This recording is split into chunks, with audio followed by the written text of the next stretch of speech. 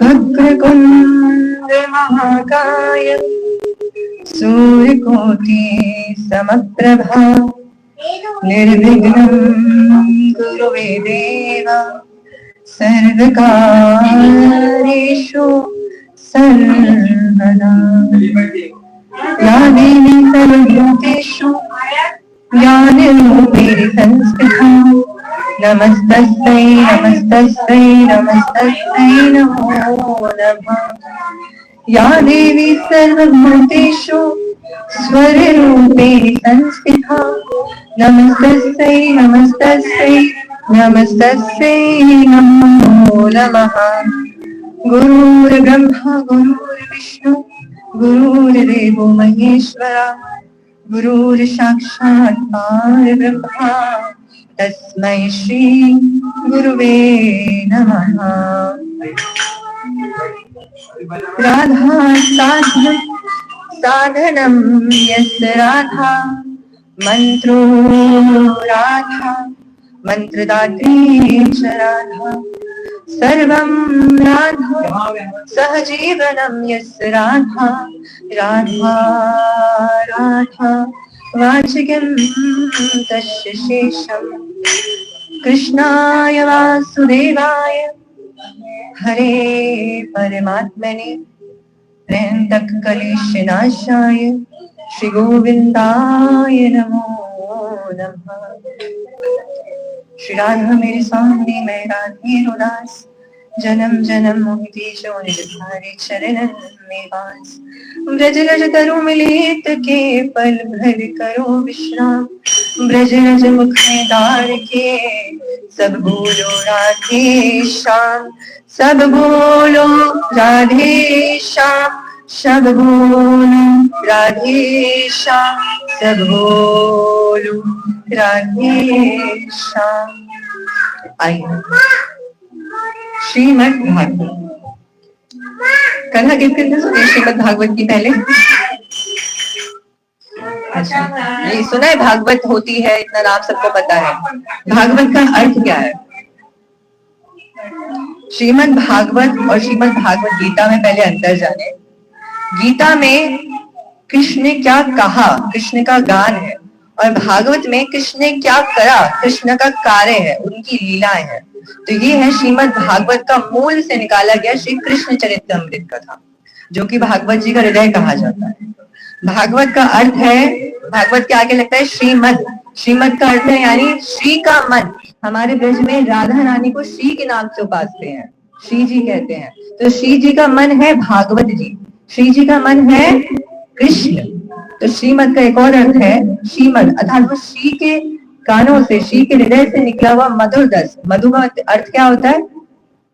शहद। तो श्री का जो शहद है वो है भागवत जी।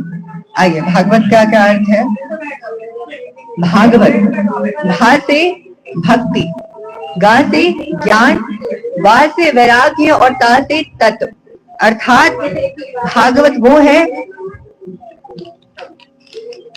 अर्थात भागवत वो है जो कि भक्ति प्रदान कर, ज्ञान से चेतना जागृत कर, वैराग्य प्राप्त करा, तत्व से मिला देती है। और किस तत्व की बात हो रही है यहाँ? कृष्ण तत्व, परम तत्व, भगवत तत्व। हमारे ब्रज रसिक में एक पद गाया जाता है, तत्वन को तत्व जग जीवन है श्री कृष्ण चंद्र। अर्थात सारे तत्वों का एक तत्व क्या आ गया? कृष्ण चंद्र। और कृष्ण हो को तत्व है विषभानु की किशोरी श्री राधिका गौरी। तो हर शिव के, विष्णु के, नारद के, ब्रजवासियों के, संत के, रसिक के, हर किसी का एक जो इष्ट है वो कौन है? श्री राधिका जी। अच्छा, अब राधिका जी का उल्लेख आया ही है तो एक प्रश्न आता है कि राधा कृष्ण तो भाई एक ही है, तो भगवान को जब आना ही था तो दो अवतार क्यों ले लिया?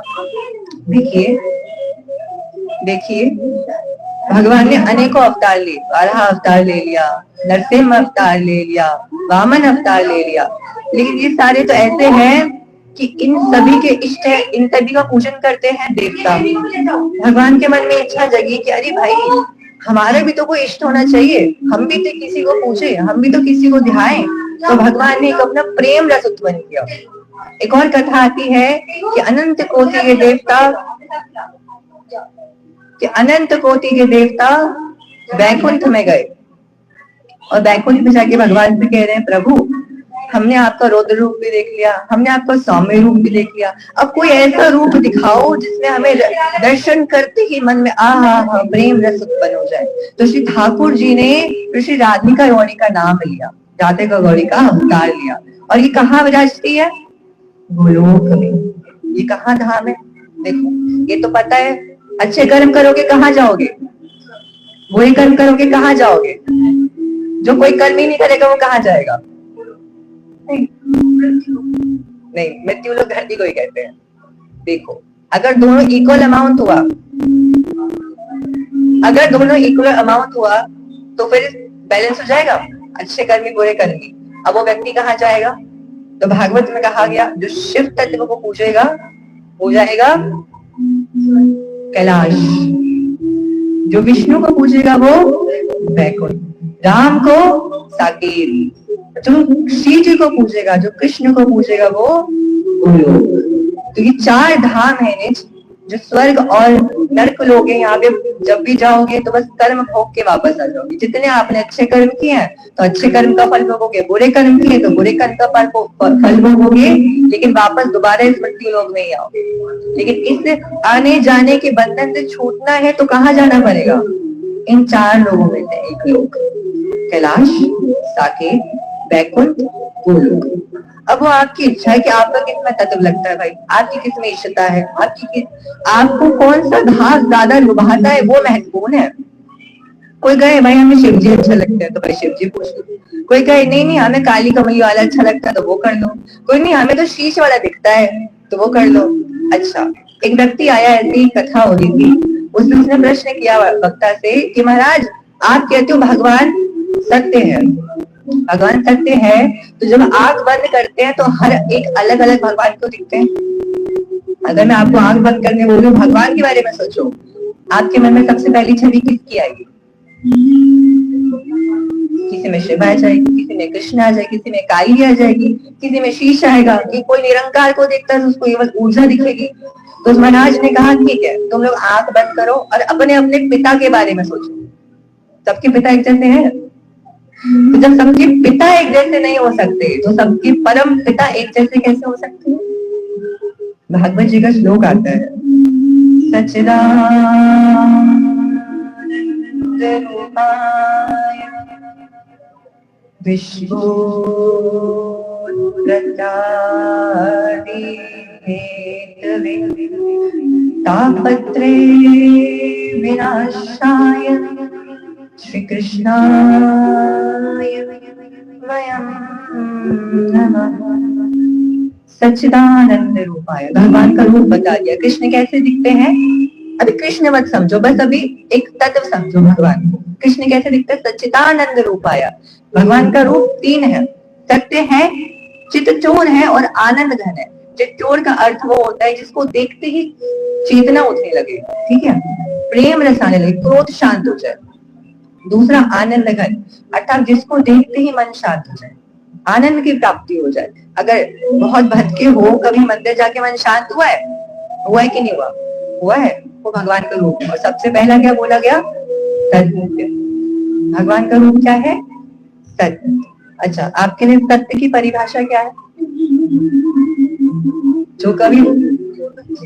जो सच्चे हो वो सत्य है, जो कभी बदले ना वो सच्चे है, जो समान रहे हर परिस्थिति में वो सत्य है।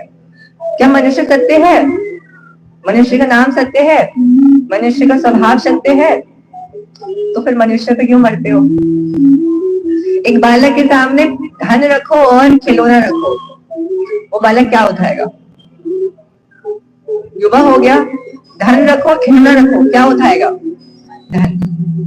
वृद्धावस्था में आ गया, धन रखो और परिवार के साथ रहने का सुख रखो, क्या उठाएगा? एक ही जीवन में 3 बार पलट गए। अच्छा चलो, ये तो अवधि ज्यादा कर दिया, आपको मैं एकदम इंस्टेंट वाला एग्जांपल देता हूँ। आपके दूध में कीड़ा गिर जाए, दूध फेंक दोगे? आपके घी में कीड़ा गिर जाए, घी फेंकोगे कीड़ा फेंकोगे? कीड़ा फेंकोगे। अब बताओ, आपका सिद्धांत ही बदल गया।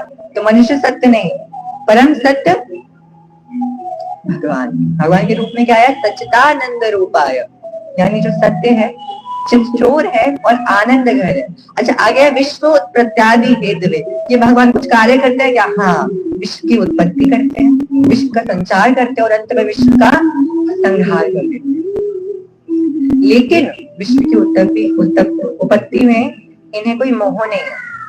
मतलब आज अगर किसी को शिशु हो तो माता को उससे मोह पहले हो जाता है, प्रेम होना हो। मोह और प्यार में बहुत अंतर है भाई। तुम कहो तुम सिर्फ मेरे हो, ये मोह है। मैं तुम्हारा हूं, ये प्रेम है। हर समय उसको याद रखना, ये प्रेम है। लेकिन बस अपने ही पास रखना, ये मोह है। भगवान हम देखा जाए तो जब शिशु गर्भ में होता है, ये तो साइंस भी नहीं बता पाई, इसमें तो ध्यान जाना ही पड़ेगा कि जब शिशु गर्भ में है तो उसमें ऐसा कौन सी चीज आती है कि उसमें सांसें चलने लगती है? बताओ, ऐसा क्या हो जाता है? आत्मा आती है ना, अच्छा, आत्मा का अर्थ क्या समझते हैं? भूत प्रेत आ गया। आत्मा क्या है? परमात्मा का अंश। अच्छा, अगर जब आत्मा परमात्मा का अंश है तो हम परमात्मा से दूर क्यों हैं? क्योंकि ये हमारी बेवकूफी है कि हमने ही उन्हें कहा कि प्रभु एकम बहुस्वामी, मुझे एक से अनेक कर दो। तो प्रभु ने अपने से अनेक कर दिया। 84 लाख योनियों में से केवल एक मनुष्य योनि ही ऐसी है जिसमें मुक्ति पाई जाती है। कोई पशु, कोई वृक्ष, कोई लता, कोई पता, कोई मुक्ति नहीं पा सकता। अगर मनुष्य योनि में आए हो तो उसका उद्देश्य समझ लो, उसका उद्देश्य है मुक्ति पाना। मैंने कहा ना, स्वर्ग नर भटकते रहते हैं, उसका कारण ये है क्योंकि हम मुक्ति की तरफ जाते ही नहीं है, माला खाते ही नहीं है। आज इस जीवा को कह दो आओ, किसी की निंदा करते हैं, हाँ रस आएगा। आज कहो चलो थोड़ा सा नाम जप करते हैं, तो मेरे तो गोतों में दर्द है, बैठा नहीं जाता, सीधा नहीं चला जाता। अरे कहाँ से करो, मन नहीं लगता। मन तो तब लगेगा ना जब लगाना चाहोगे। एक तरफ कह देते हैं दुख आता है, हे भगवान कौन सा दुख दे रहे हो? भगवान क्या गलती कर दी? कौन से जन्म का पाप निकाल रहे हो? भगवान कहते हैं गीता में, मैं तुम्हारे कर्मों के बीच में खुद नहीं आता। तू अच्छा कर, तेरा जीवन अच्छा ही होगा। तो बुरा कर, तेरा जीवन बुरा ही होगा। हाँ, तेरा जन्म तेरे पिछले कर्म के अनुसार जरूर है, लेकिन तेरा ये जीवन तेरे इस कर्मों में आधारित। तू सही कर्म कर, तू अच्छा कर्म कर, तेरे जीवन अच्छा ही होगा। बुरा कर तो बुरा ही होगा, उसमें मैं नहीं आऊंगा। अगर आपके साथ आज कुछ बुरा होता है तो उसका मतलब ये नहीं है भगवान ने दे दिया, वो आपकी गलती है, वो आपने कुछ किया है। तीसरा है तापत्रय विनाशाय, 3 तापों का नाश करते हैं। ताप अर्थात दुख। अच्छा, केवल 3 ही तरह के दुख है, आप अपना कोई भी दुख उठा लो वो इसी कैटेगरी में आएगा। पहला है दैहिक अर्थात शरीर से मिलने वाला दुख, बीमारियां कुछ भी सब दैहिक, ठीक है। इसका इलाज भगवान ने बता दिया। भगवान ने लिया धन्वंतरी जी का अवतार। धन्वंतरी जी कौन है? वैद्य, यानी अगर शरीर में कोई कष्ट आए तो औषधियों द्वारा ठीक कर दो। आज के समय बोलो डॉक्टर के पास चले जाओ। दूसरा है दैविक अर्थात देवताओं के द्वारा मिलने वाला गया दुख, जो कि आपको आपकी एस्ट्रोलॉजी में जाओ तो कुंडली के हिसाब से मिलता है। जैसे सूखा पड़ जाना, बाढ़ आ जाना, दोष निकल जाना, अकाल पड़ जाना, ये सब क्या है? दैविक दुख। अच्छा, अब कोरोना आया था, कोरोना कौन सा दुख था? दैविक था या दैहिक था? दैविक था, भगवान ने दिया था। बताओ कोरोना क्या था? दैविक था दैहिक था? कोरोना दैहिक दुख था, ताप था। क्यों? कोरोना को अगर देखा जाए तो एक मनुष्य की गलती से उत्पन्न हो गया। भगवान आए थे, लाओ मैं करता हूँ कोरोना का उत्पन्न, नहीं आए ना। किसकी वजह से हुआ?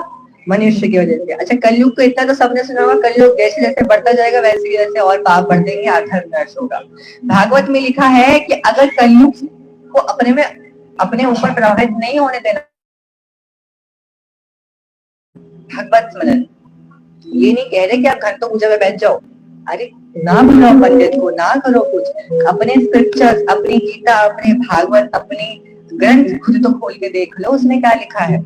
अधिकतर तो जला दिए गए अंग्रेजों के द्वारा, जो बचे हैं उसको तो खोल के देख लो, कम से कम माला। अच्छा, एक चीज और, भूतों में कौन कौन मानता है? अरे बता दो, हाथ उठा दो। मानते हो होते हैं कि नहीं होते? थोड़ा बहुत मानते हो, भूत प्रेत होते हैं, ठीक है। लेकिन वो भूत प्रेत कहाँ नहीं आते? पूजा होती है, मंदिर होता है। तो अगर मेरे घर में मंदिर है, चाहे मेरे घर में भगवान की मूर्ति है ना है, तस्वीर है ना है, लेकिन हाँ मेरे घर में रोज आधा घंटा, 1 घंटा, 15 मिनट भगवान का नाम लेता हूँ, भगवान का कीर्तन होता है, तो ये मन में निडरता रख लो कि उस बाउंड्री के अराउंड तो कोई कुछ नहीं आपका कर सकता। अगर आप नित्य नियम नियम नहीं भी बांधो, लेकिन फिर भी 24 में से आधा घंटा तो दे दो ना आप। कुछ ना करो, अकेले में राधा राधा राधा, शिव शिव शिव, कृष्ण कृष्ण, जो आपको पसंद है वो कर लो, बस कर लो। और नहीं कर सकते, अरे संतों की वाणी लगा के छोड़ दो। एक जल में भी उसकी एनर्जी होती है। ये तो अभी एक्सपेरिमेंट किया गया था। एक जल लिया, उसको अच्छा अच्छा बोल के पौधे में डाला गया तो पौधा खिला। वही जल सेम पौधे में बुरा बुरा बोल के डाला तो वो पौधा मुरझा गया। क्यों? क्योंकि असर कहाँ से होता है? सबसे पहले श्रवण। ऐसी भक्ति महारानी के भागवत में 9 अंग बताए गए। पहला है श्रवण, सुनना। जैसे सुनोगे वैसा आचरण होगा, और जैसा आचरण होगा वैसा जीवन होगा। अब जैसे अगर कोई भागवत स्मरण सुन ले, सत्संग सुन ले, अच्छा यहाँ से जाओगे 5-10 मिनट की तो मैं गारंटी लेता हूँ से कि मन शांत रहेगा, अच्छे विचार आएंगे, फिर चाहे कैसे भी आ जाए। क्यों? आपने यहाँ सुना। भक्ति का पहला अंग जो है वो सीधी पार कर ली। क्या है? श्रवण, सुनना। दूसरा है कीर्तन। घर में काम कर रहे हो, अपने आप ही गुनगुनाते रहो, जो सुना वही करते रहो, भजन गुनगुना लो। अरे और कुछ नहीं आता ना, तो किसी संत की वाणी सुन के वो वाणी अपने आप बोलते रहो, वो ऐसा आएगा समय कि वाणी याद हो जाएगी, वाणी का अर्थ अपने आप समझ आने लगेगा। तीसरा है स्मरण, मतलब भगवान को याद करना, हर चीज में याद करना। ठीक है, कोई भी काम करो भगवान को याद करो। चौथा है पद सेवन, अर्थात उनके बस चरणों की सेवा करना। मीराबाई जो थी, उनसे बस एक ही चीज मांगा कि गिरधर लाल, मैं तेरे प्रेम की किंकरी बनना चाहती हूँ, प्रेम की दास, पग की किंकरी बनना चाहती हूँ, चरणों की दासी बनना चाहती हूँ। तो भगवान ने अंत में स्थान कहाँ दिया? हृदय में। गुजरात कभी जाओगे तो रणछोड़ राय जी का मंदिर है, वहां पे देखना, जो संतों बताते हैं कि संत आए थे मीरा जी को वापस लेने के लिए, क्या हो राणा जी बुला रहे हैं, द्वारका में बैठी थी, लेकिन आज पता नहीं मीरा जी को क्या था, गिरधर प्रेम नहीं क्रोध कर बैठी, और मान लो गिरधर उसी का इंतजार कर रहे थे। जैसे ही कहा कि सावरिया तू क्या जाने प्रेम रीति, ऐसा प्रकाश आया कि मीरा जी ही नहीं दिखी। जब प्रकाश आता तो बस एक दिखा, क्या कि मीरा जी की जो साड़ी थी वो भगवान के वृक्ष स्थल से लिपटी थी, भगवान की चरणों में स्थान मांगा था, और भगवान ने कहा स्थान दिया अपने दिल में। पांचवा है आचरण। फिर आप कोई आचरण करो, दैनिक पूजा, रोज सुबह नहाओ धो, चाहे धूप बत्ती जलाओ, जैसे करो वो आपकी इच्छा। छठा बताया गया वंदन, भगवान की वंदना करना, मतलब लंबे लंबे श्लोक नहीं बोल सकते, लेकिन भगवान आहा, वंदना में ये समझ लो भगवान से वार्तालाप कर लो, कुछ अपनी बिजनेस की बात कर लो, अपने घर की ही बात कर लो, कुछ नहीं हो रहा तो गुस्सा ही निकाल दो उनसे, वो भी बंधन में ही आए, भगवान से तो बात कर रहे हो। सातवां है दयन, अर्थात अपना स्वामी मान लेना। जैसे कोई एक नव विवाह के आई हो, तो ससुराल में और तो उसका कोई रहता नहीं, एक जो रहता है वो कौन रहता है? पति। तो वो उसी के कार्य, उसी के लिए सारे काम करती है ना, वैसे ही है भगवान को अपना स्वामी मानिए, उनके लिए जो करना है सिर्फ उनके लिए करो। आठवां है सख्या, अर्थात अपना सखा बना लो, मित्र बना लो। अब पहले स्वामी का भाव लिया है, अब मित्र। स्वामी मित्र एक नियम आ जाता है, पूजनीय है, सब है। अब मित्र आ गया, उसको जैसे डांटना है डांटो, प्यार करना है प्यार करो, रूसना है रूस जाओ। और ऐसा है कि जब ये सब करने लगोगे ना, तो आपको वहां से रिप्लाई भी आएगा, वो आप महसूस करोगे अपने अंदर ही। नौवा है और अंतिम है समर्पण, अर्थात अपना सर्वस्व दे देना। वो अच्छा दे तो भी खुश हूँ, वो बुरा दे तो भी खुश हूँ, क्योंकि मुझे पता है मैंने उसको छोड़ दिया जीवन, मैं अपना कार्य कर रहा हूँ, मुझे पता है वो कुछ गलत नहीं होने देगा। ये है भक्ति के 9 अंग। इस प्रकार भक्ति कर्म में आगे बढ़नी चाहिए। अच्छा, भक्ति करे किसके जी? आपने तो कह दिया भक्ति करो, जो तत्व आपको भाए वो भक्ति करो। कबीर जी कहते हैं, पत्थर पूजे हरि मिले तो तू पूज पहाड़, यहाँ से भली भाई चाकी जो पी सिखाए संसार। कबीर जी कहते हैं अगर पत्थर पूजने से भगवान मिल जाते हैं तो फिर इससे अच्छा पहाड़ पूज लो, ज्यादा बड़ी चीज पूज लो ना। और भाई इससे अच्छा है कि तुम एक उस पत्थर को आकार देके चाकी बना लो। क्या बना लो? चक्की। कम से कम आधा पीसोगे तो वो खा तो पाओगे। लेकिन इसका मतलब ये नहीं है कि बिल्कुल ही भगवत पूजा के लिए मना कर रहे हैं, क्योंकि कबीर भी सन्यासिनी है, मीरा भी सन्यासिनी है। मीराबाई कहती है मैंने पूजी गौरा जी नी पूजी अनदेव रे, हमें पूजी रन छोर जी ये कहीं जानोगे। जब मीरा जी का ब्याह हुआ ना, ब्याह की गई तो एक रीति होती है कि कुल देवी के दर्शन के लिए जाते हैं। तो कुल देवी के दर्शन के लिए जब गई तो बोला गया कि बेटी ये तुम्हारी वधू होगी, हमारी कुल देवी, इनके सामने हाथ जोड़ो, तुम्हारा वैवाहिक जीवन सुख होगा। कहती मैं नहीं झुकाऊंगी सर, मैंने एक ही के सामने अपना दिल कितने हैं बताना हमारे पास? मनुष्य के पास दिल कितने हैं? एक है। तो प्यार एक से करते हो कि 10 से करते हो? एक से करते हो तो दिल भी तो एक ही को दोगे। मीरा जी कहती है मैंने गिरधर गोपाल को दिल दे चुका है, तो मैं किसी के सामने सर कैसे झुका लूं? अब देखा जाए तो गलत भी नहीं है भाई, तत्व तो एक ही है। अब चाहे वो किसी देवी के रूप में आए, चाहे कृष्ण के रूप में आए, चाहे शिव के रूप में आए, वो तो उनकी इच्छा। झुका लेना चाहिए था सर, लेकिन नहीं झुकाया। कहती मैंने सब कुछ अपना सर्वस्व गिरधर को दे दिया है। भक्ति के जब पहले 8 अंग पे होगे ना, तो हर किसी में अपने तत्व दिखेगा। शिव देखोगे कृष्ण दिखेंगे, काली देखोगी कृष्ण दिखेगी, जो जिसको भाता है उसको वही दिखेगा। लेकिन जैसे ही भक्ति के 9वें अंग पे आओगे, समर्पण कर दोगे ना, तब आपको हर एक में वो दिख रहा था, अब एक में ही हर दिख जाएगा। बहुत गहरा भाव है भाई कि सब में एक को देखना और एक में ही सबको देख लेना। सब में एक को देखोगे, चलिए तो हम मनुष्य कर सकते हैं, लेकिन एक में ही सबको देख लेना, ये तो भाई बड़े बड़े संतों की वाणी है, वही कर पाएंगे, हमारे बस का तो है नहीं। अच्छा, अब यहाँ पे कबीर जी तो मना कर रहे हैं भाई आप, और आप कह रहे हो मीरा जी कह रही है पूजन करो, मूर्ति पूजन सही क्या है? देखो कबीर जी मना करते हैं कि ये नहीं होना चाहिए कि सोमवार आ गया चलो शिव जी पर जल चढ़ाते हैं, मंगलवार आ गया हनुमान जी पे बूंदी चढ़ाते हैं, बुधवार आ गया गणपति जी पर दुर्वा चढ़ाते हैं, गुरुवार आ गया पीपल के वृक्ष में जल दे आते हैं, शुक्र आ गया देवी को चूना चढ़ाए, शनि आया शनिदेव पे तेल चढ़ाए, रविवार आया तो ऐसे अनदिना देंगे नहीं देंगे, लेकिन रविवार को जरूर सूर्य को अर्घ देंगे। आज सूर्य का दिन है भाई। कबीर जी इस चीज के लिए मना करते हैं कि रोज भगवान मत बदलो, रोज अपनी अपनी प्रवृत्तियां मत बदलो, नहीं पसंद आया साकार रूप निरंकार छोड़ लो। सूर्य भगवान है, ये वृक्ष भगवान है, पंच तत्व भगवान है, प्रकृति भगवान है, ये क्या है? निरंकार। कम से कम इनको ले लो। तो वही कहते हैं कबीर जी, कोई एक तत्व पकड़ के करता है तो वो कर। हाँ ये सही है कि चलो आपकी रुचि शिव जी में है, अगर आप चले गए कभी वृंदावन बाकी बिहारी में, तो बाकी बिहारी में सर झुकाओ, लेकिन उनमें शिव को देख के झुका लो। कितनी ऐसी आरतियां होती है जो हमें आती ही नहीं है, तो उसका उपाय क्या है? आरती चल रही है, आपका जो इष्ट है, जैसे राधा रानी इष्ट है, राधा राधा राधा, वो आप जिस भी देवता की आरती कर रहे हो ना, जाएगा आपके इष्ट को। कबीर जी ये करने कह रहे हैं।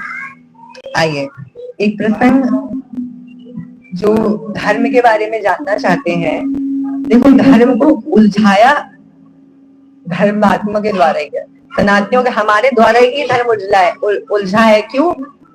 हमने पंडित को कह दिया, हमने सबको बाबा जी कह दिया, कोई कथा कर ले बाबा जी है, कोई पूजा कर लेना और बाबा जी है, कोई अनुष्ठान करा रहे वो बाबा है, पंडित बाबा, कथावक्ता बाबा, संत बाबा, हर किसी को बाबा बना दिया। अरे भाई एक चीज बताओ, आपके पेट में दर्द है तो कान के डॉक्टर के पास जाओगे? जिस चीज की तकलीफ है उसी के पास जाओगे ना।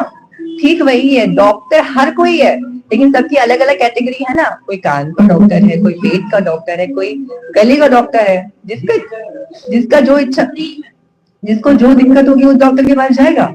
ठीक है, ऐसे ही आध्यात्मिक यात्रा पे तो ये सभी है, चाहे वो पंडित हो, कथावक्ता हो, संत हो, साधु हो, साध्वी हो, योगी हो, तपस्वी हो, चाहे ज्योतिषी हो, अपने अपने कार्य हेतु भगवान को जा रहे हैं। किसी को व्रत करके भगवान को जाना अच्छा लगता है, कोई गा कर जाता है, कोई नाच कर, कोई अपने हाथ से प्रसाद बनाकर, कोई अपने हाथों से उनके वस्त्र सी कर, तो कोई बस रोकर, है ना। तो भाई पंडित अलग है, कथावक्ता अलग है, एक संत अलग है, एक योगी अलग है, एक तपस्वी अलग है। धर्म बिगड़ता वहां है जब इन सबको एक कर देते हो। देखो खिचड़ी जब बनाई जाती है ना तो हर खिचड़ी भी स्वाद नहीं लगती है, कुछ कुछ ही अच्छी लगती है, समझ रहे हो। आज मैं ब्रज भाषा में भी कथा कर दूं, हिंदी में बोल दो, अंग्रेजी में बोल दो, फ्रेंच, यूज, सारी लैंग्वेज बता दूं, समझ आएगा? कुछ नहीं आएगा ना। एक आदि होगी तो फिर भी आ जाएगा। वही चीज है, आप जब सबको एक मान लेते हो तब जाके खिचड़ी बन जाती है, जो कि अच्छी नहीं रहती।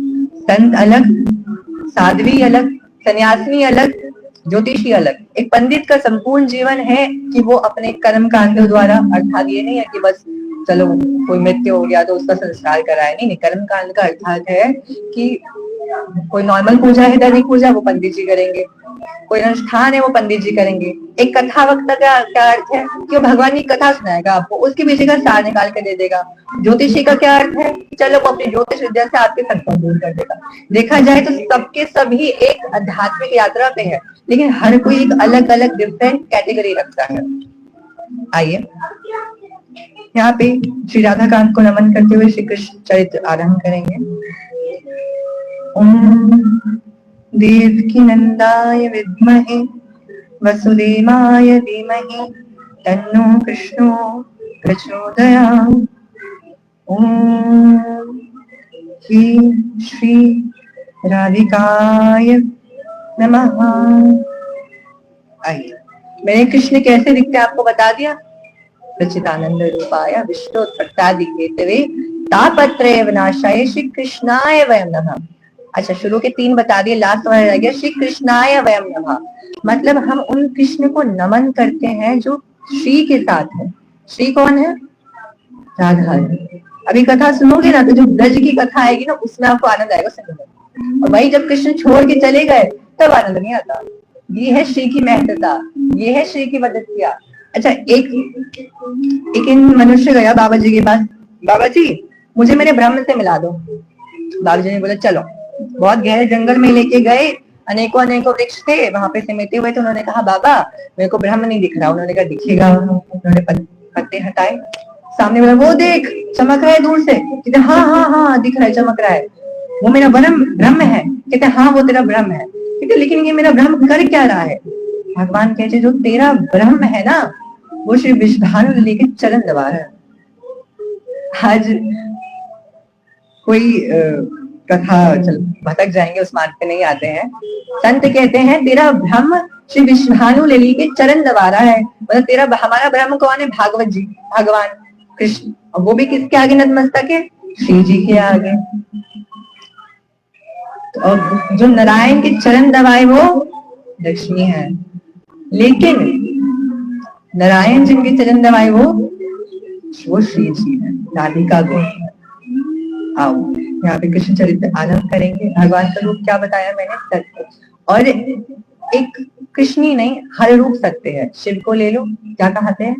सत्यम शिवम सुंदरम। देवी को ले लो, सांचे दरबार की जय। आप नायक जी को ले लो, आदि सच, युगादि सच, है भी सच, नानक होसी भी सच। जो कल सच था, आदि सच है और आगे भी सच ही रहेगा, वो है भगवत तत्व भाई। आओ यहाँ पे कृष्ण चरित्र आरंभ करते हैं। एक बार चाहिए कि दोनों हाथ आगे युगल नाम जाप करें। राधे कृष्णा कृष्णा कृष्णा राधे राधे, राधे श्याम श्याम श्याम राधे राधे। उग्रसेन का विवाह हुआ पद्मावती से, उनका पुत्र हुआ कंस। कंस की जब कुंडली दिखाई गई ज्योतिषी को, उसने बताया महाराज आपका ये पुत्र बहुत राक्षस वंश का होगा। इसने भोज वंश में जन्म अवश्य लिया है, लेकिन होगा राक्षस प्रवृत्ति का। बच्चों को मार देगा, स्वयं भगवान से युद्ध करेगा, अपने प्रसन्नता के लिए निर्दोषों की जान ले लेगा। ऐसा सुनते ही उग्रसेन जी ने अपने बालक को 1 वर्ष की आयु में अपने से अलग कर दिया और उसको नदी में प्रवाह कर दिया। वहां एक जोड़ा था जिनके पास संतान नहीं थी, उसने नदी में बहते बहते उनके कुतिया के पास गया, उन्हें उसको उठाया, अपने यहाँ रखा, उसको पाला पोसा बड़ा किया। और जैसे ही कंस को पता चला कि मेरा पिता कौन है, उग्रसेन मथुरा का राजा, कंस मथुरा गया, युवावस्था थे, मथुरा गया, उग्रसेन को कैद किया और खुद राजपाट पे बैठ गया। अच्छा, कहा जाता है कंस ना, जब समुद्र मंथन हुआ था तो एक राक्षस था कालनेमी, नाम था कालनेमी। तो वो उसने ब्रह्मा जी की तपस्या की, उन्हें ध्याया और उनसे वर मांगा कि प्रभु मैं असुर कालनेमी हूँ और मैं विष्णु की तरह बलवान बन जाऊं, जो सभी देवताओं से भी श्रेष्ठ है, सभी देवों की भी शक्ति जो है विष्णु, मैं उनकी तरह बलवान बन जाऊं, ऐसा वरदान दो। ब्रह्मा जी ने कहा कालनेमी इस युग में तो नहीं है पॉसिबल, अगले युग में जरूर कर दूंगा। क्यों? क्योंकि इस युग में देवताओं ने अमृत पान कर रखा है और असुरों का बनना तय है समुद्र मंथन के बाद। कालनेमी ने कहा ठीक है। तो अगला जन्म उसका भोजराज कंस के रूप में हुआ और कंस को सबसे ज्यादा प्रिय था दल युद्ध, हाथ से लड़ने वाला। अस्त्र शस्त्र डायरेक्ट हाथ से जो लड़ा जाता है उसको प्रिय इतना था, यहाँ तक कि हाथों से युद्ध कर करके, मल युद्ध कर करके बकासुर, भौमासुर, पूतना, अनेकों असुरों को अपने अधीन कर लिया। जब दो राज्य में युद्ध होता है तो जो भी जीतता है बाकी के जो हारे हुए की संपत्ति उसकी बात आ जाती है। ऐसी कंस ने अनेकों असुरों से युद्ध किया और उन सारे असुरों को अपना गुलाम बना के रख लिया कि तुम मेरे गुलाम बन के मेरी सेवा में रहो। उन्होंने कहा ठीक है, अब जब हार गए तो क्या करें। यहाँ पे कंस बैठा कुर्सी पर राज्यपाल संभालने, और राज्यपाल संभालता कम था, अपने प्रसन्नता के लिए निर्दोषों को बुलाता, कौड़ी चलवाता, अंगारों पे चलवाता और अंत में मारता, अपनी प्रसन्नता के लिए। अच्छा लगता था, कोई तरफता था। उसके पापों से धरती में कष्ट होने लगा। भगवान की दो देवियां बताई गई है भागवत में, एक है श्रीदेवी, एक है भूदेवी। श्रीदेवी अर्थात लक्ष्मी और दूसरी है भूदेवी मतलब धरती। तो भगवान रहते हैं श्रीदेवी के पास, लेकिन जब जब भूदेवी को कष्ट होता है तो भगवान को श्री महल छोड़ के भूदेवी के धाम धरती पर आना ही पड़ता है। श्रीदेवी को कष्ट हुआ, भूदेवी गौ का रूप